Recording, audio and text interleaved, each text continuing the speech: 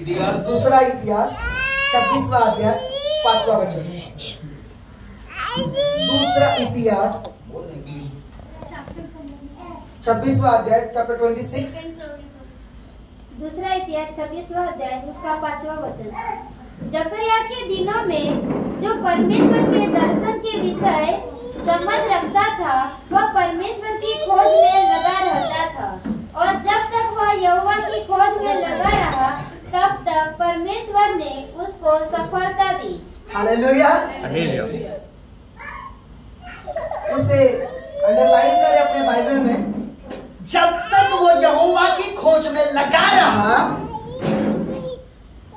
जब तक वो परमेश्वर के पीछे चलने में लगा रहा, जब तक वो उसकी इच्छा पूरी करने में लगा रहा, जब तक उसका मन यहोवा के ओर लगा रहा, जब तक उसका दिल परमेश्वर की ओर आकर्षित रहा, बाइबल में क्या लिखा है? तब तक क्या है वो?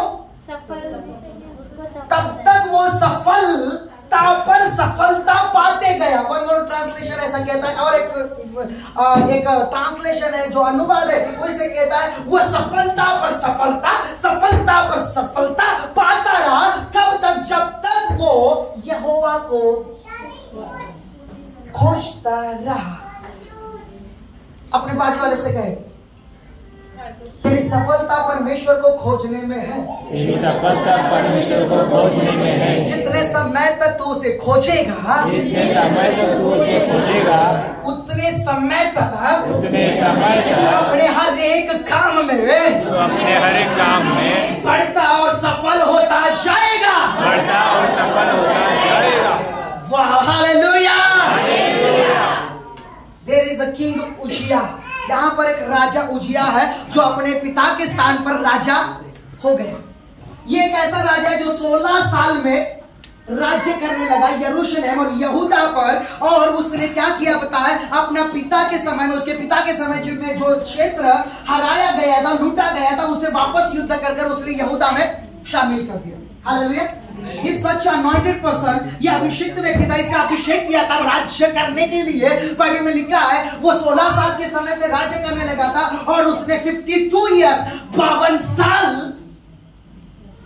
यरूशलेम पर राज्य। कितने साल? 52 साल। एक बड़ी मजबूती को दिखाती है, एक बड़ी सुरक्षा और बड़े बोल्डनेस को दिखाती है, एक बड़ी दिलेरी या हिम्मत को दिखाती है, या एक अटूटता को दिखाती है। 52 वर्ष। अगर हम इसे डिवाइड करें तो 5वां अंक अनुग्रह को रिप्रेजेंट करता है, और दूसरा अंक स्वर्गदूतों को रिप्रेजेंट करता है। 2 number. Number 2 is angelic number. Hallelujah, hallelujah, hallelujah. मुझे लगता है कि आपको एक ही लाइन में इसे समझना चाहिए। जब तक वो परमेश्वर की खोज में लगा रहा, तब तक वो सफल होता, तब तक वो बढ़ता, तब तक वो आशीषित। हालेलुया। इसी अध्याय में 3 बार लिखा है वो भाग्यवान रहा। लिखा है उसके पास अद्भुत सहायता प्रोवाइड की गई, डिवाइन हेल्प जो स्वर्ग से आती है, अलौकिक सहायता और अद्भुत सहायता उसे दी गई, और वो बल पर बल प्राप्त करता गया, वो सामर्थ्य होता गया। इस अध्याय में जब आप पूरा पढ़ते, आप पढ़ेंगे घर में जाकर, आपको मालूम पड़ेगा 3 से 4 बार ये लिखा है कि वो ज्यादा सामर्थ्य पाते गया, वो ज्यादा बढ़ते गया, उसके पास अद्भुत सहायता मिले, यहां तक वो बढ़ा। Hallelujah, hallelujah. लेकिन एक दिन आया, हालेलुया, 52 साल हो गए थे उसे राज्य करते हुए। एक आशीषित व्यक्ति था। हमें सबसे देखिए, एक कम उम्र में, टीन एज में, 16 साल की उम्र में परमेश्वर ने उसे राज्य करने के लिए चुना। He is anointed for rule। वो अभिषिक्त था राज्य करने के लिए, अधिकार जताने के लिए, प्रभुता करने के लिए। हालेलुया।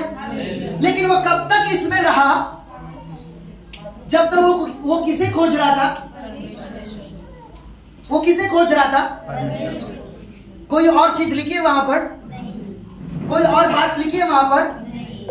वो खोज रहा था बड़े सहायकों को, बड़ी सेना को, बड़े रथों को, बड़े घोड़ों को, बड़े हमारी भाषा में बड़े अपॉर्चुनिटी को, बड़ी संधियों को, बड़े जॉब्स को, बहुत सारी चीजें हम हो सकते कह सकते, बड़े एक स्थानों को, बड़े एक बातों को, वो उसकी खोज में नहीं था। ही इज अ किंग, वो राजा है, लेकिन वो 52 साल तक अपनी 16 साल की उम्र से परमेश्वर की ओर अपने मन को लगाए हुए, और जब तक वो परमेश्वर की ओर अपने मन को लगाए हुए, ही इज सक्सेसफुल पर्सन, वो एक सफल व्यक्ति बना।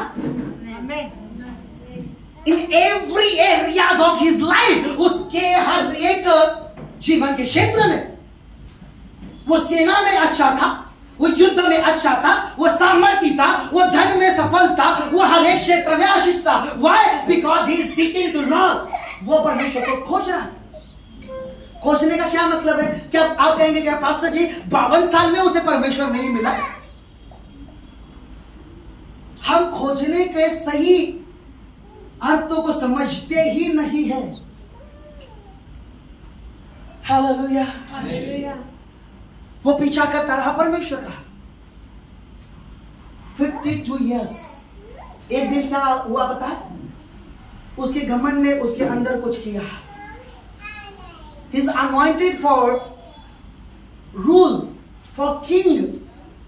राजा के लिए वो अभिषेक किया गया था, अधिकार जताने के लिए वो अभिषेक किया था, बट लेकिन वो अभिषेक नहीं किया गया था याजक के सेवा कार्य के लिए, क्योंकि याजक का सेवा कार्य अलग था, इसकी बुलाहट अलग थी। Calling is different. वहां पर अजरिया था, जकरिया था। अजरिया याजक है, महायाजक है वहां पर, और 40 याजकों का झुंड है। जकरिया जो नबी में से एक था और एक याजक में से था, जकरिया वहां पर है। और आपको बता दूं यशायाह नबी का वो समय है, यशायाह नबी भी उसी समय में था, भविष्यवक्ता यशायाह, आमोस का पुत्र। हालेलुया।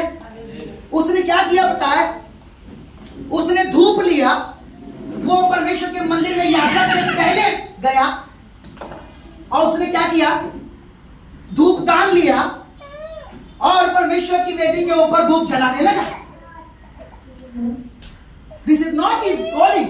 यह या वह उसकी बुलाहट नहीं है। आमीन। हालेलुया। और जब अजरिया याजक और 40 याजकों ने उसे रोकने की कोशिश की, यू कांट डू, आप इसे नहीं कर सकते, ये गलत है, you are not anointed for priest, आप याजक के लिए अभिषेक नहीं किए गए, आप राजा के लिए अभिषेक किए गए हैं, याजक का काम हमारा है, आप कृपया ऐसे मत करें, आप ऐसा करेंगे तो परमेश्वर दंड पाएंगे। और वो धूप दान लेकर ही उसके ऊपर झुंझला उठा। क्या लिखा है? परमेश्वर के मंदिर में वो गुस्सा हो गया, वो आराधना का, वो बलिदान का धूप दान लेकर। हालेलुया। जैसे वो गुस्सा किया याजकों की झुंड पर, बाइबल कहती है उसके माथे पर कोड़ आ गया। क्या आ गया? कोड़। कोड़ बाइबल में इसे अधर्मी और अशुद्धता की निशानी, अपवित्र पुरुष की निशानी, व्यक्ति की निशानी माना गया। और जैसे ही कोड़ आया, याजकों ने उसे जल्दबाजी की कि तू मंदिर से निकल। हालेलुया। और उसने भी इस बात के लिए उतावली दिखाई जब उसने देखा कि मेरे माथे पर कोड़ आ गए। हालेलुया। अब अभी कहती कि उस दिन के बाद में उसका बेटा उसके स्थान पर राजा बना और उसे एक कमरे में बंद किया गया, और बाद में वो राजा नहीं बन सका, वो परमेश्वर के मंदिर में जा नहीं सका क्योंकि वो कोढ़ी था, परमेश्वर के सामने ठहर नहीं सका। Hallelujah. One single mistake with his calling, with his anointing,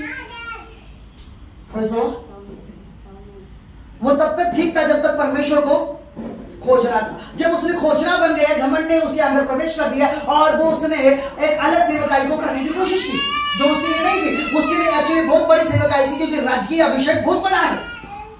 हमें याजक केवल मंदिरों में काम करता है, मंदिरों में अधिकारी होता है, लेकिन राजा देश पर अधिकारी होता है।